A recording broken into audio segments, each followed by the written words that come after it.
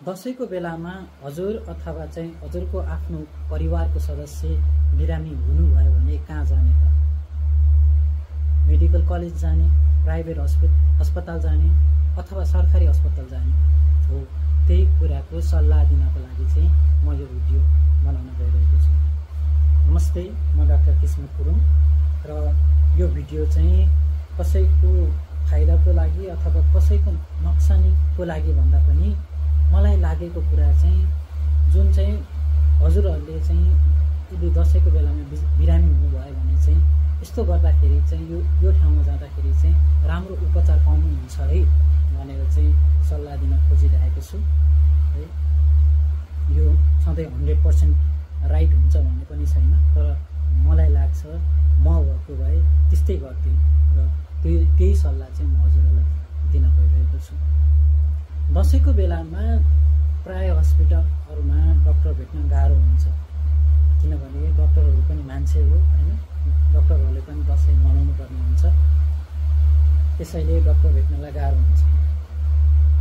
प्राइभेटमा होस्, मेडिकल कलेजमा होस् या सरकारी अस्पतालमा होस्, हजुरहरूले डाक्टर भेट्न गाह्रो हुन्छ।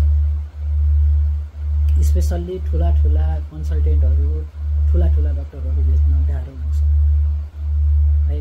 र त्यति बेला चाहिँ कहाँ जाने भनेर चाहिँ कन्फ्युजनमा पनि हुन्छ। अब इमर्जेन्सी छ भने त नजिकैको अस्पताल जुन भए पनि जानै पर्यो है।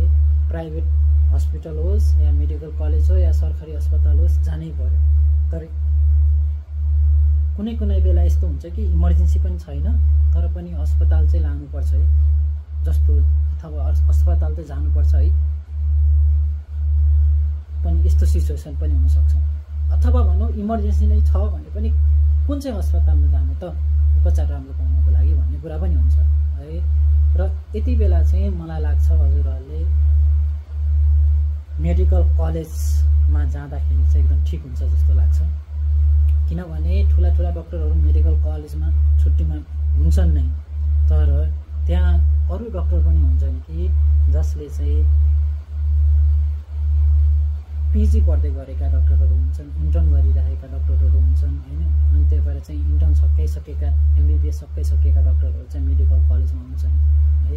अनि हजुरहरू जानुभयो भने चाहिँ त्यहाँ चाहिँ MD गरिरहेका अथवा पिजी गरिराखेका डाक्टरहरूले चाहिँ हेर्नुहुन्छ र उहाँले चाहिँ राम्रोसँग हेर्नुहुन्छ र चाहिँ उहाँलाई कन्फ्युजन लागेका कुराहरू चाहिँ उहाँभन्दा ठुलो डाक्टरलाई पनि त्यो मेसेज पुर्याउनुहुन्छ है। भएन भने ठुलो डाक्टरको पनि अनकल ड्युटी हुन्छ है। यदि ठुलै डाक्टर त्यहाँ आएर हेर्नुपर्ने छ भने चाहिँ ठुलो डाक्टर आउनु पनि हुन्छ।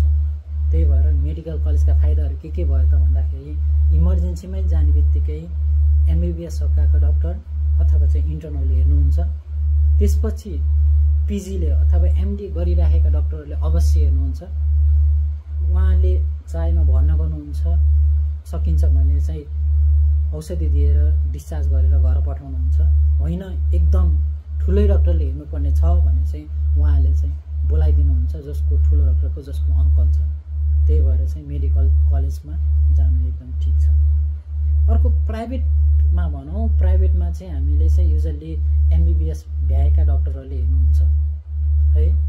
प्राइभेटमा चाहिँ MBBS भ्याएका डाक्टरहरूले चाहिँ हेरेर उहाँ पनि अब डाइरेक्ट ठुलो डाक्टरसँग कन्सल्ट गर्नुपर्ने छ भने चाहिँ कन्सल्ट चाहिँ गर्नुहुन्छ। अब छैन जस्तो लाग्यो भने चाहिँ डिस्चार्ज पनि गर्न सक्नुहुन्छ। होइन यो उपचार यहाँ अस्पतालमा हुँदैन भने फेरि उहाँले रिफर गर्ने भनेको नै सरकारी अस्पताल अथवा चाहिँ मेडिकल कलेजमा नै हो है। अनि अर्को चाहिँ सरकारी अस्पतालमा के हुन्छ भन्दाखेरि सरकारी अस्पतालमा पनि त्यही मेडिकल कलेज जस्तै हो है। त्यहाँ पनि अब आजकल रेसिडेन्टहरू हुन्छ, MBBS भ्याएका डाक्टरहरू हुन्छ, लगभग मेडिकल कलेजहरू जस्तै हो। तर त्यहाँ चाहिँ अलि सेवा सुविधा पाउन अझसम्म पनि अलिकति ढिलाइ सुस्ती हुन्छ जस्तो चाहिँ मैले भोगेको छु। यदि कुनै मान्छे चिन्नु भएको छ भने चाहिँ छिटो हुन्छ है। जस्तै हामीले चाहिँ अब एउटा डाक्टर भएर चाहिँ जाँदाखेरि चाहिँ मेरो बिरामी हो भनेर चाहिँ सरकारी अस्पतालमा गयो भने छिटो नै उपचार हुन्छ। तर कोही पनि चिन्नु भएको छैन भने त्यहाँ अलिकति ढिलाइ चाहिँ हुन्छ नै जस्तो लाग्छ है मलाई। यो फेरि यस्तो हुँदैन भनेर कमेन्टहरू आउन सक्छन्, तर मलाई लाग्ने कुरा चाहिँ त्यो हो है।